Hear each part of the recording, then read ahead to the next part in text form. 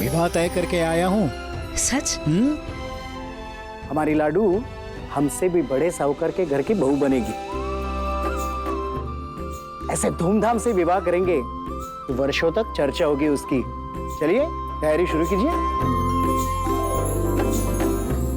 बैरी बाजी को छोड़ के मैं किसी से भी विवाह करने के लिए तैयार हूँ। आपका क्षमा प्रार्थी मित्र बालाजी विश्वनाथ।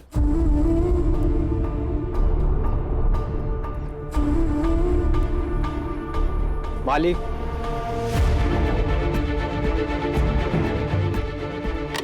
शीघ्रातिशीघ्र ये पत्र चासकमान महाज जी के पास लेकर जाओ।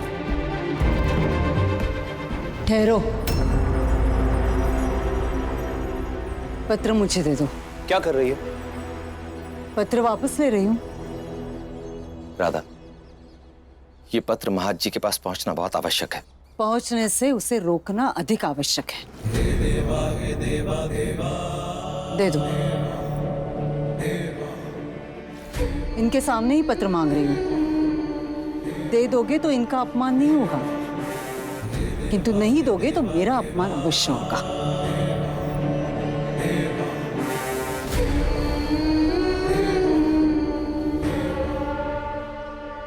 राधा, तुम अपनी हट छोड़ क्यों नहीं देती हो? महाज जी इस विवाह प्रस्ताव को ठुकराकर इस विषय का अंत कर चुके हैं। किंतु मेरे लिए इस विषय का अंत नहीं हुआ है। काशी को इस घर की बहू बनाने के सारे मार्ग नहीं बंद हुए। कौन से मार्ग की बात कर रही हो राधा? महाज जी ने लिखित में उत्तर भेजा है अपना, इस विवाह के प्रस्ताव को ठुकराते हुए। देखो राधा, अब समय आ गया है कि तुम काशीबाई को इस घर की बहू बनाने का स्वप्न त्याग दो। पहले ही तुम्हारी इस हट के कारण मुझे महाज जी से क्षमा याचना करनी पड़ रही है, और अब तुम्हारे इस दुराग्रह के कारण और न जाने। दुराग्रह? मैं तो आग्रह कर रही थी, किंतु अब दुराग्रह करूंगी।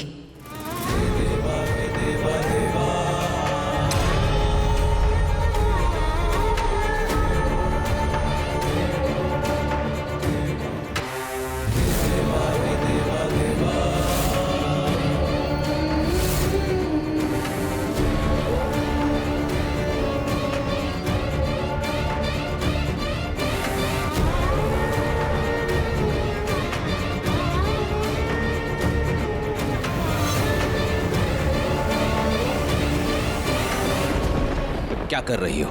ये सब करके सिद्ध क्या करना चाहती हो? अपने दुराग्रह की पराकाष्ठा देखना चाहती हूँ। अब मेरे ये बाल बंधेंगे या नहीं, ये आप पर और आपके निर्णय पर निर्भर करता है। कौन से निर्णय की बात कर रही हो राधा? समझने की कोशिश करो। आप समझाइए मत। अब इस विषय पर ना मैं कुछ बात करूंगी, ना तो रूठूंगी, ना तो अपना दुख प्रकट करूंगी। लेकिन मैं सौगंध खाती हूँ,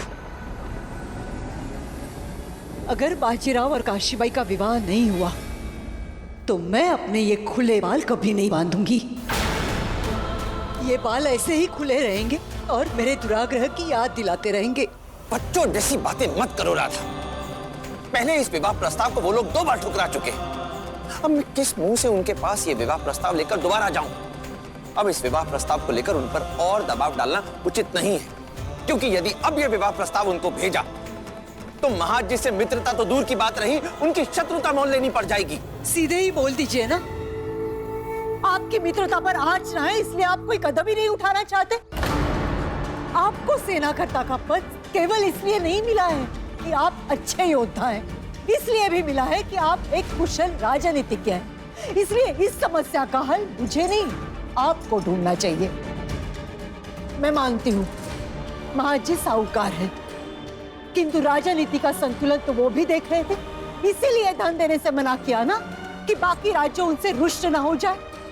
और बाद में धन दिया तो क्या पता अपने बेटे से रुष्ट थे इसलिए दिया, या उनके बेटे के बारे में छत्रपति शाहू महाराज को कुछ पता ना चले और उनकी निष्ठा पर कोई आँच ना आए इसलिए दिया। और ये भी तो क्या पता कि उनकी अपने बेटे से नाराजगी सच है या कोई दिखावा। ये तुम अनुचित बात कर रही हो। महाज जी अपने पुत्र से केवल इसलिए रुष्ट है क्योंकि उसने योद्धा बनने का निर्णय लिया, और केवल इतना ही नहीं, जाकर छत्रपति शाहू महाराज के शत्रुओं से मिल गया। यह है पूरा सत्य। सत्य चाहे जो भी हो, किंतु ये विवाह मराठा साम्राज्य के भविष्य को सुरक्षित बना सकता है। राधा बाई, तुम समझती क्यों नहीं हो? तुम्हारी ये हट हमारे पूरे परिवार के विनाश का कारण बन सकती है। विनाश नहीं, हमारा परिवार सुरक्षित हो सकता है। तुम्हें पता भी है तुम क्या बोल रही हो? क्या परिस्थितियां हैं? क्या आपको लगता है कि इस परिस्थिति में हमारा परिवार सुरक्षित है? अगर छत्रपति शाहू महाराज और तारा रानी सरकार में युद्ध हो गया तो भविष्य में हमारा परिवार सुरक्षित रह सकता है। इसलिए मेरी ये हट आवश्यक है, हमारे परिवार और मराठा साम्राज्य के भविष्य की सुरक्षा के लिए।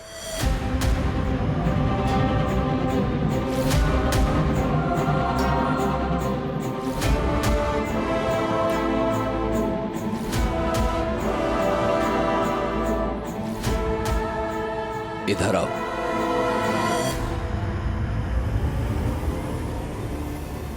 बैठो। अब जो मैं कहने जा रहा हूं ध्यान से सुनना, बीच में ना रोकना ना टोकना। पहली बात, मैं तुम्हारे ये बाल बांधने जा रहा हूं। मेरी बात अभी समाप्त नहीं हुई है। पहली बात, मैं तुम्हारे ये बाल बांधने जा रहा हूं। और दूसरी बात, कल सुबह मेरे सातारा जाने की तैयारी करो। मैं इस विवाह संबंध के विषय में एक बार फिर से शाहू महाराज से बात करूंगा। लेकिन राधा बाई, ये जो तुम हर विवाद में इस प्रकार से हट पकड़ कर बैठ जाती हो ना, ये उचित नहीं है।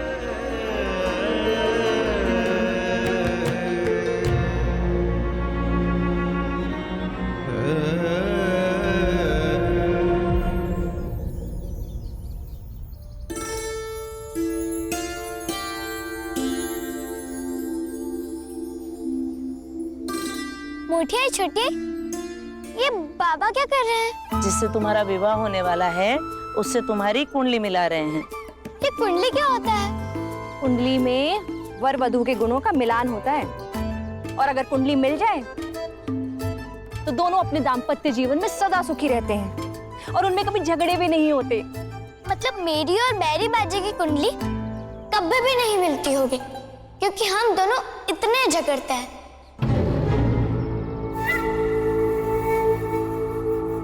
सत्य कह रही हो, तुम्हारी और बाजीराव की कुंडली कभी मिल ही नहीं सकती। दूध में शक्कर मिलती है, कंकड़ पत्थर नहीं।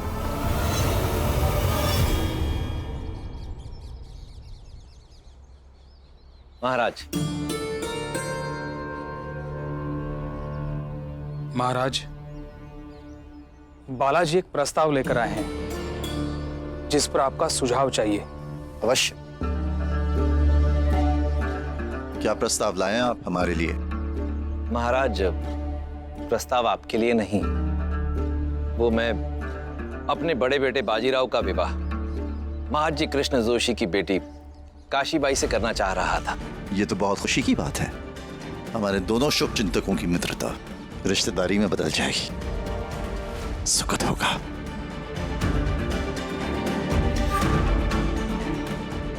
महाजी जोशी ने इस प्रस्ताव को ठुकरा दिया है। क्यों? महाराज, उनका ये कहना है कि वो एक साहूकार है और मैं एक योद्धा, और ये कि हमारे परिवारों के बीच कोई आर्थिक समानता नहीं है। महाराज, महाजी आपके सेवक रह चुके हैं, आपका कहा नहीं टालेंगे। इसलिए मेरा निवेदन था कि एक बार इस विषय में आप। बालाजी विश्वनाथ, विवाह एक व्यक्तिगत विषय है और इसमें मैं दखल अंदाजी नहीं कर सकता, और वो भी तब जब आप दोनों एक दूसरे के अच्छे मित्र हैं।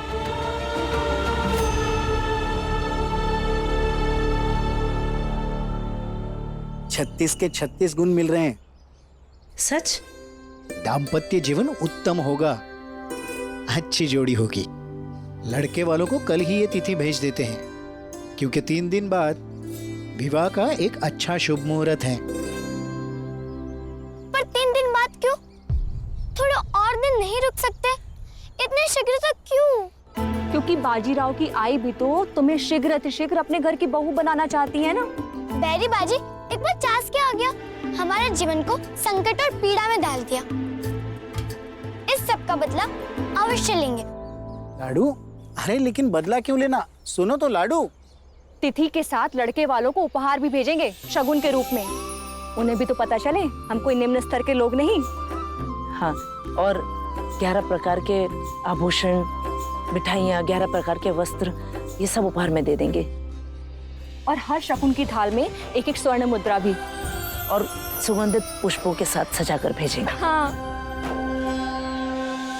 और आपने सोच कैसे लिया कि एक विवाह के लिए हम अपने छत्रपति होने का दुरुपयोग करेंगे? किंतु महाराज, बालाजी की बात निराधार नहीं है, इसलिए हम उनसे सहमत है। एक बार सुन लीजिए।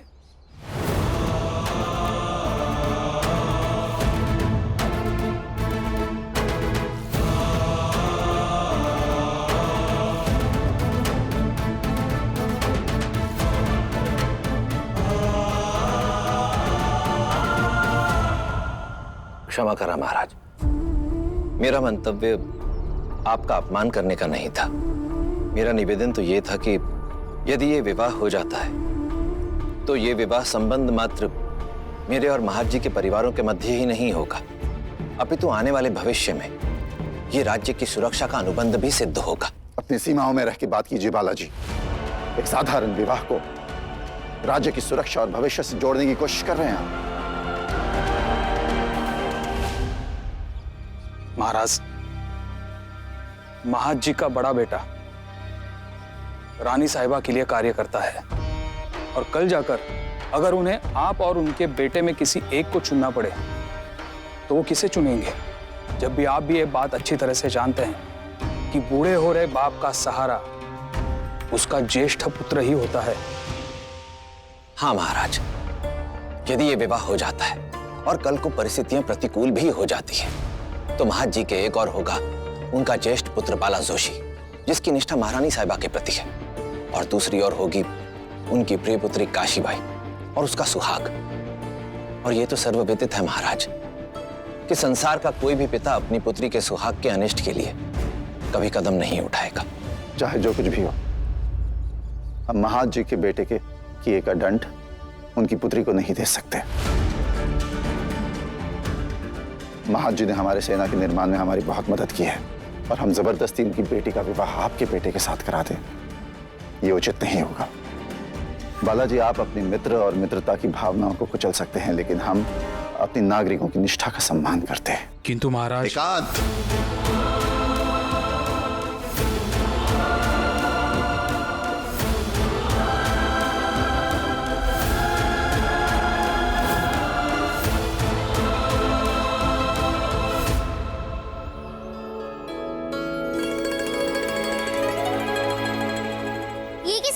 भाऊ?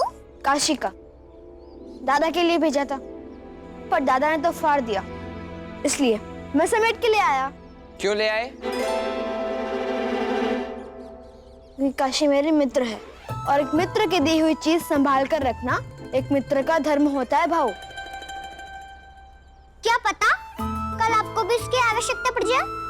मुझे इस पत्र की आवश्यकता कभी नहीं। लगता है दादा को पता नहीं है। क्या क्या नहीं पता है? यही कि बाबा और पंत पुरंदर काका शाहू महाराज के पास गए हैं ताकि आपके और काशी के विवाह के लिए महाजी काका को मनाया जा सके। ऐसे कैसे हो सकता है?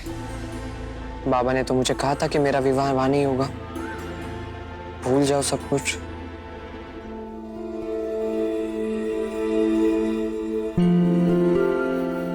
राधाबाई, बात अगर शाहू महाराज तक पहुंची है तो बात खाली नहीं जाएगी, चिंतित मत होइए। आई, बाबा कहाँ है? बहुत ही शीघ्रता में हूँ। इसका मतलब है कि तुम्हें पता चल गया है कि तुम्हारे बाबा कहाँ गए हैं। लेकिन क्यों? जब काशी मुझे पसंद नहीं, मेरी शत्रु है, और बाबा ने कहा था कि मेरा विवाह उससे नहीं होगा, तो फिर क्यों? बाजी, अपनी मर्यादा मत भूलो। ये मत भूलो कि तुम अपनी आई से बात कर रहे हो। देखो बाजी, माँ बाप को अच्छे से पता होता है कि उनके बच्चों का विवाह किसके साथ होना उचित है।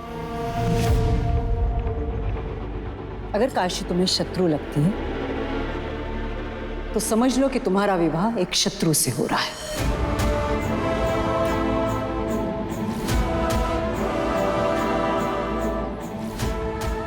बाजी,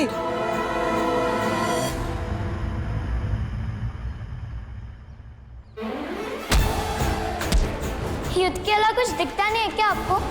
विवाह के लिए सगुन भी भिजवा दिया, पर विवाह तो उससे किया जाता है ना जो पसंद हो, जो मित्र हो, न कि सबसे बड़ा शत्रु। काशी तुम्हें तुम्हारी शत्रु लगती है तो समझ लो कि तुम्हारा विवाह एक शत्रु से हो रहा है। लाडू, लाडू चलो, बाहर सब बुला रहे हैं तुम्हें। हम नहीं आएंगे। लाडू, तुम्हारे विवाह के लिए साड़ियाँ और आभूषण पसंद किए जा रहे हैं। लड़के वालों को विवाह की तिथि के साथ तोहफा भी देना है, शगुन करना है, इसलिए तुम्हें बुलाया जा रहा है। लाडू, विदाई होगी तो जितना दुख तुम्हें होगा उतना हमें भी होगा, लेकिन जब तक विदाई नहीं होती तब तक तो साथ खुश रह सकते हैं ना, और बहन के विवाह में आनंद भी उठा सकते हैं। चलो बाहर।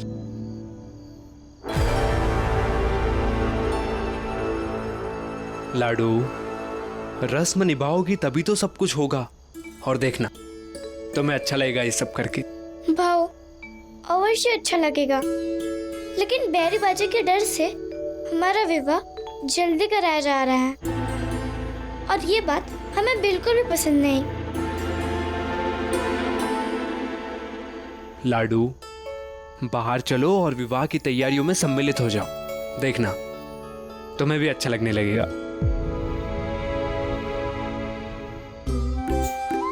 पैठण से कौन आया है? हमें पैठण साड़ी दिखाइए। मालकन, मैं पैठण से आया हूँ। हमारा परिवार कई सालों से साड़ियों का व्यापार कर रहा है। बहुत सुंदर, दिखाइए पैठणी।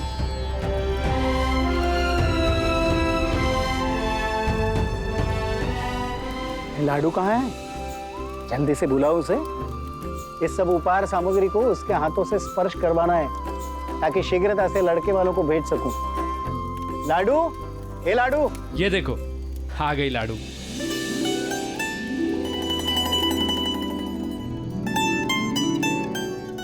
लाडू, चलो यहाँ आओ।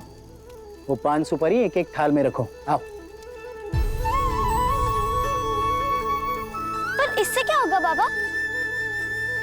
लाडू, ये सब उपहार ना पहली बार जा रहे हैं लड़के वालों के घर पे, तो मैं चाहता हूँ कि ये तुम्हारे स्पर्श के साथ जाए, ताकि उस घर में तुम्हारा प्रवेश अभी से हो। चलो शुभारंभ करो। ये लो।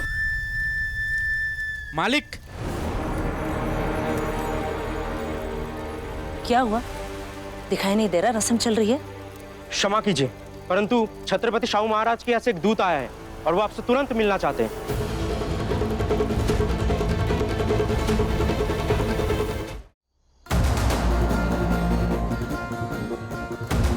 पर रस्म तो पूरी करते जाइए।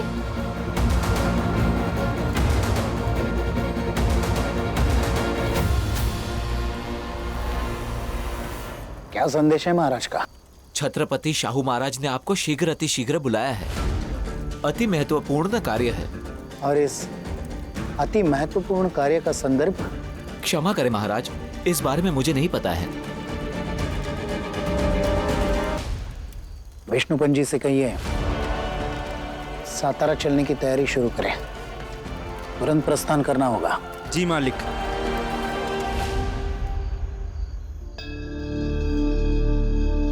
आप समझ नहीं रहे हैं महाराज ने आपको क्यों बुलाया है। मुझे लगता है आपको वहां तुरंत नहीं जाना चाहिए। आपको समझ में आ रहा है आप क्या बात कर रही हैं? छत्रपति शाहू महाराज का बुलावा आया है, देर नहीं कर सकता, समझ रहे हो ना? मुझे ऐसा लगता है कि राधाबाई ने अपने पुत्र के विवाह के प्रस्ताव पर शाहू महाराज से समर्थन करवा रही होंगी, इसीलिए शाहू महाराज ने आपको वहां बुलाया है। ऐसा कुछ नहीं है। छत्रपति शाहू महाराज है वो। राधाबाई और बालाजी के कहने में नहीं आएंगे। बच्चे नहीं है वो।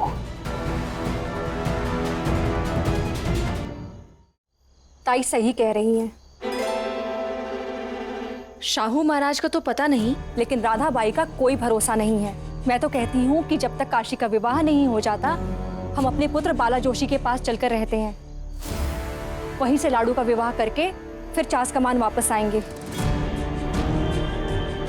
क्योंकि रानी साहिबा के इलाके में ना तो राधाबाई की कोई चाल कामयाब होगी और ना ही महाराज का कोई दबाव प्रभावी होगा।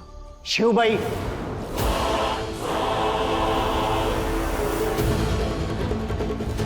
रस्सी को अपनी कल्पना से सांप मत बनाइए। राधाबाई से डरने की इतनी भी आवश्यकता नहीं है कि हमें राज्य छोड़ना पड़े। और शाहू महाराज छत्रपति है, कोई सेवक नहीं। राधाबाई की बात सुनकर अपनी लाडू का विवाह बाजीराव से करवा देंगे।